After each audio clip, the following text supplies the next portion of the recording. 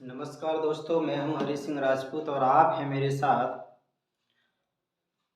आधुनिक भारत के नए वीडियो के साथ। अभी जिसमें हमने पहले देख चुके थे कि किस तरह से पुर्तगाली साम्राज्य स्थापित हो रहा था, क्यों पुर्तगाली भारत आए, आखिर यूरोप वाले क्यों आए, पुर्तगालियों ने ही क्यों मार्ग खोजा, क्या ज़रूरत पड़ गई, इन सब के बारे में हमने देख लिया है। अगर आपने नहीं देखा है तो आप नीचे पहले डिस्क्रिप्शन में जाइए और वो वाला वीडियो देखिए, तब आप बहुत अच्छे से समझ पाएंगे। और नेक्स्ट बात करते हैं हम आगे की। देखिए क्या होता है, जब व्यापारिक मार्ग जब 17 मई 1498 को जब वास्को डी गामा पहली बार भारत आता है, कालीकट पर घूम करके जाता है वापस, वहाँ उसको बहुत स्वागत किया जाता है, बड़े उसकी खोज पर उसको बहुत उपहार दिए जाते हैं। अब देखिए क्या होता है, जब वो फिर दोबारा दूसरी बार जब वो भारत आता है 1502 में जब वो 4 साल बाद फिर से वापस आता है वास्को डी गामा और कालीकट बंदरगाह पर उतरता है, कालीकट बंदरगाह पर उतरता है, तो देखिए वहाँ कालीकट बंदरगाह का जो शासक होता है वो हिंदू शासक होता है, जमोरिन होता है। तो इसको व्यापार के लिए भेजा गया होता है, तो इसके साथ पूरे व्यापारिक जहाजी बेड़ा भी भेजे जाते हैं और ये व्यापार के उद्देश्य से आता है। लेकिन इसकी जमोरिन से बनती नहीं है, जमोरिन से क्या इसके मतलब संबंध अच्छे नहीं थे। कारण क्या होता है, देखिए क्योंकि इसका एक उद्देश्य होता है कि पुर्तगाली आते हैं और इनका उद्देश्य रहता है कि जितने भी अरब का जो और जो मुस्लिमों का यहाँ पर एकाधिकार है इनको हटाना है, चाहे कैसे भी हो। इन्होंने इसके लिए देखिए क्या करते हैं कि चाहे उनको मारना पड़े, पीटना पड़े, खराब नीति किसी भी तरह से, चाहे दमन उत्पीड़न कुछ का भी सहारा ले, बस इनको तो क्या था, इनको केवल हटाना था। इनका एक उद्देश्य था कि पूर्वी एशिया में और खासकर अफ्रीका में जो व्यापारिक अड्डे होते हैं जिनको फितौरिया बोला जाता है, उन पर कब्जा करना था। अब ये कब्जा कैसे कर पाएंगे, तो इसके लिए इसलिए क्यों मतलब कब्जा करने की जरूरत क्यों था, कारण क्या था कि फितौरिया एक ऐसे स्थल होते थे जहाँ से जो इनके जो नौसैनिक जहाज होते थे ना, इनको सहायता उपलब्ध करा दी जाती, चाहे सैनिक दृष्टि से चाहे किसी भी दृष्टि से हो, इनको तुरंत सेना और रसद वगैरह की सुविधा तुरंत मिल जाती। तो ऐसे व्यापारिक स्थल वो एशिया में भी चाहते थे, खासकर अफ्रीका में वो चाहते थे। देखिए दोस्तों, समय गुजरता है तो इस तरह से वो क्या करते हैं, एक अपनी पूरी नौसेना का वर्चस्व कायम कर लेते हैं। ये क्या कर लेते हैं, नौसेना का वर्चस्व कायम कर लेते हैं। अब देखिए, अब जो जमोरिन था, जो कालीकट का शासक था, उसको कोई टेंशन नहीं थी, मतलब उसकी मंशा, उसको बिल्कुल टेंशन नहीं थी पुर्तगालियों की इच्छा से, कोई मतलब कि पुर्तगाली क्या करने आए उनको इससे कोई मतलब नहीं था। लेकिन अब देखिए जब क्या होता है कि जब वास्को डी गामा उनसे कहता है कि जमोरिन से बोलता है कि आप ना जो ये शासक हैं, जो जमोरिन से बोला गया कि आपको ना जो मुस्लिम व्यापारी हैं इनको आपको यहाँ पर व्यापार नहीं करने देना है। तो जमोरिन बोला, तुम कौन होते हो रोकने के लिए व्यापार वाले?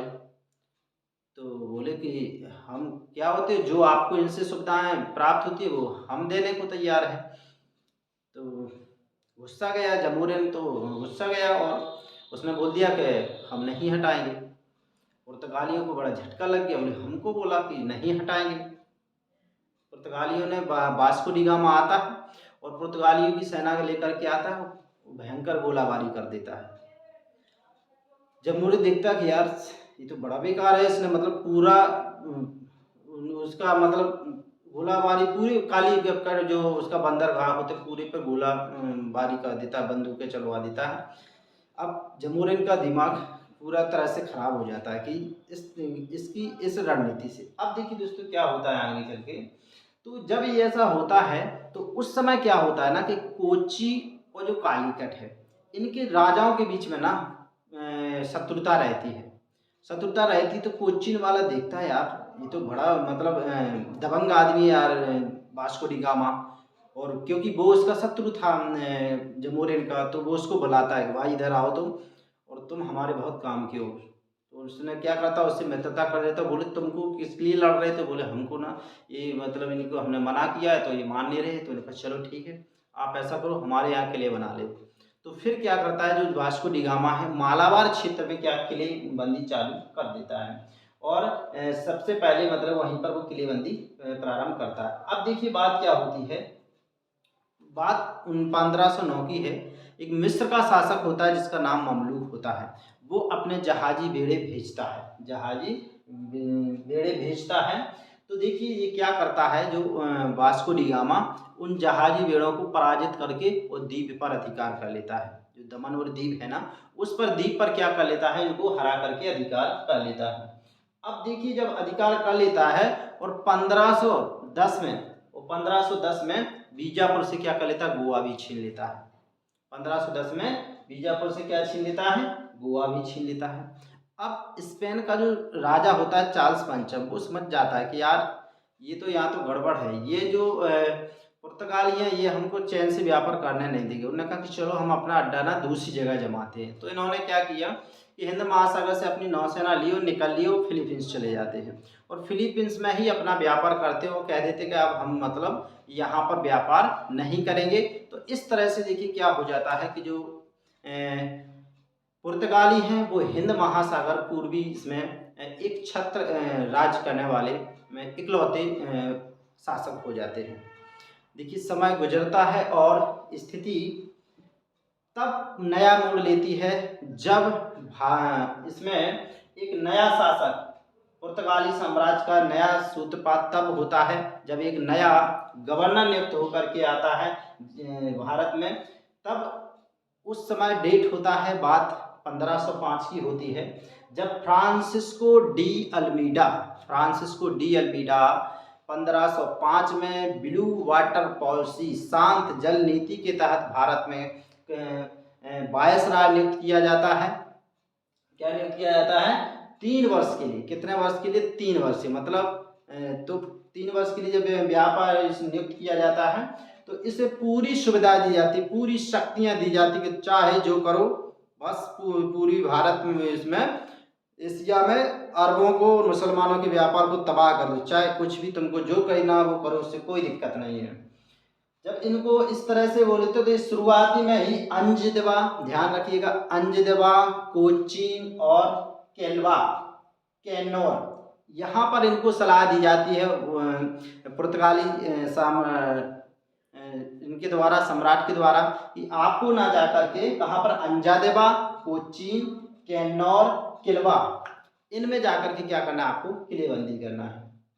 और साथ में आपको ये भी नज़र रखना कि जो वेनिस है इसका व्यापार घट रहा कि नहीं घट रहा, वो आपको पूरी नज़र वहाँ पर बनाए रखना है। तो देखिए फिर क्या होता है कि उसी समय जो मिस्र ने क्या कर देता है, पुर्तगाली पर मतलब आक्रमण कर देता है अफ्रीका के उत्तरी उसमें लाल सागर में। तो जो आपका फ्रांसिस्को डी अल्मीडा है वहाँ पर जाता है लड़ने के लिए और शीघ्र ही वहाँ से वापस आ जाता है और शीघ्र उनको परास्त कर देता है। तो वहाँ से जल्दी आ जाता है, कोई दिक्कत नहीं। अब जैसे ही देखिए वो वहाँ से आता है तो वहाँ पर देखिए उसको किससे, मूर से युद्ध करना पड़ता है। मिस्र का कौन होता है शासक, मूर होता है। तो अल्मीडा मूर को हरा देता है और वापस आ जाता है। तो 1507 में जब आता है वो, तो देखिए अल्मीडा, तो ये क्या करते, जो आपका मिस्र है, मिस्र का उसने क्या करता है कि जो मिस्र को पुर्तगाली जो सेना होती है, इसको मिस्र और गुजरात की जो संयुक्त सेना है वो किसको हरा देती है, पुर्तगाली को हरा देती है। गुजरात और मिस्र की संयुक्त सेना पुर्तगालियों को हरा देती है। बात तो तब ज़्यादा बिगड़ जाती है जब फ्रांसिस्को डी अल्मीडा का जब पुत्र मारा जाता है, उसका पुत्र मारा जाता है। तो उसका पूरा दिमाग पूरा भनभना जाता, पूरा टेंशन में हो जाता है वो। जब टेंशन में हो जाता तो फिर क्या करता, वो अगले साल मिस्र और गुजरात की दोनों की सेना को भयंकर खदेड़ देता है और धूल चटा देता है और अपना बदला ले लेता है। अब देखिए एक और मोड़ तब शुरुआत होता है जब भारत में विस्तार होता है पुर्तगाली साम्राज्य का, और पुर्तगाली साम्राज्य के विस्तार का जो श्रेय दिया जाता है वो दिया जाता है Alfonso de Albuquerque. Alfonso de Albuquerque. बात 1509 की है। वो देखिए एक साधारण से स्थिति में वो 1503 में आता है, यहाँ एक किरानी के रूप में व्यापार करने के लिए आता है, लेकिन अपनी योग्यता, मतलब यही होती है योग्यता बुद्धिमानी, अपनी योग्यता के बल पर और गवर्नर बन जाता है। जब 1509 में वो गवर्नर बनता है, 1509 से 1505 के लिए, 1515 तक के लिए, तो देखिए इसके पास जो अल्बुकर्क है ये बहुत ही बुद्धिमान आदमी था, बहुत शातिर दिमाग वाला आदमी, बहुत बुद्धिमान था। इसका एक रणनीति थी, एक बिल्कुल रणनीति लेकर के आया था। इसका एक बहुत बड़ा सपना था कि जब भी मरूंगा उससे पहले पूरे पूर्वी एशिया में ना एक छत्र होगा पुर्तगाल साम्राज्य का, ऐसा करता भी है वो। तो इस तरह का सपना लेकर के जब वो आता है तो वो जितने भी समुद्री के जो प्रवेश द्वार होते हैं जहाँ से नौसेना प्रवेश कर सकती है, सब पर बेस बनाता, सैनिक अड्डे नौसेना के स्थापित कर देता है। तो कुल मिला के ये देखिए कि भारत में जो पुर्तगाली साम्राज्य की स्थापना मजबूत हुई उसमें इसका अहम रोल होता है, किसका? अल्बुकर्क का होता है। अब देखिए बात करते हैं जैसे ही 1509 में आता है तो 1510 में सीधा बीजापुर से गोवा छीन लेता है और ठोस शुरुआत प्रारंभ कर देता है। जब ठोस शुरुआत, अब आप सोचिए 1510 में उसने गोवा को क्यों अधिकार में लिया? एक तो ये प्राकृतिक बंदरगाह था, सामान आने जाने के लिए पर्याप्त था। दूसरा एक सामरिक महत्व का भी था कि मतलब रणनीति बनाने के लिए किस कहाँ पर जो दूसरे सेनाओं से दूसरी जो प्रतिद्वंदी थे उन पर। तो इसने देखिए क्या किया कि ये क्या करता था कि एक तो यहाँ से पूरा व्यापार करता था, पूरे मालाबार तट का पूरा व्यापार का नियंत्रण करता था, और ऊपर से दक्षिण के राजा क्या सोचते हैं इसका भी पूरा मुहैया करता था, पूरा मुआयना करता था, पूरी जानकारी रखता था कि किस तरह से ये क्या करते। तो इस तरह से वो महत्वपूर्ण था, इस वजह से उसने मतलब उसको नियंत्रण में लिया। देखिए बात चलती है, ये बोलता है कि यार इतने से काम नहीं चलेगा, तो ये गोवा की आगे की जो भूमि होती है वो क्षेत्र के नाम याद रखिएगा, दमन राजौरी दाभोल, दमन राजौरी दाभोल। तो यहाँ पर भी वो क्या कर लेता है? कब्जा कर लेता है। फिर क्या करता है? ये सोचता है कि यार इतने से काम नहीं चलेगा। उन्हें कहा क्या करना चाहिए? उन्हें कहा कि यार जब अपन यहाँ पर रुक ही गए हैं ना, तो फिर क्यों ना मतलब परिवार भी यहीं बसा लिया जाए। तो ये क्या करता है? रुककर हिंदुओं से विवाह की नीति अपनाता है, हिंदुओं से विवाह की नीति अपनाता कि कुछ ना कुछ लोग रिश्तेदार लोग को भी कर लो, अभी तो मतलब राजा महाराजा वाले तो कुछ रिश्तेदार भी पैदा कर लो, क्या दिक्कत है। तो इस तरह से मतलब वो क्या करता है? हिंदुओं से विवाह की नीति अपनाता है, और वो भी क्या नीति सफल रहती है, और अनेक उनकी शादियाँ उसमें होने लगती हैं। तो इस तरह से मतलब मधुर संबंध बनाने की पूरी कोशिश करता और सफल होता है। और 1505 तक अपने उसमें मलक्का और कुर्मुस, जो ईरान में पड़ते मलक्का और कुर्मुस पर भी मतलब कब्जा कर लेता है, और एक मजबूत नौसैनिक शक्ति बना लेता है। इस तरह से पूर्वी एशिया में एक छत्र बादशाह हो जाता है, और पूरी जो ठोस रणनीति जो उसने सोची थी उसमें पूरी तरह से कायम हो जाता है। आई होप आपको ये वीडियो पसंद आया होगा। अगर आप इसी तरह से और अन्य वीडियो देखना चाहते हैं तो साइंस गैलेक्सी बाय हरीसर पर विजिट करिए और देखते रहिए। धन्यवाद।